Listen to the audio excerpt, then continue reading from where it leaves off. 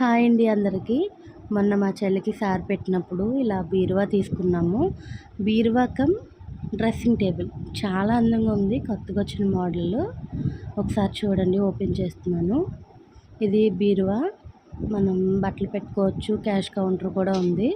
ఇటు side bangles పెట్టుకోవచ్చు. మన లేడీస్ కావాల్సిన థింగ్స్ అన్నీ కూడా పెట్టుకోవచ్చు.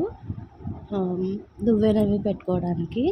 కింద కూడా చిన్న లాకర్ ఇచ్చాడు. చాలా బాగుంది క్యాష్ కౌంటరు.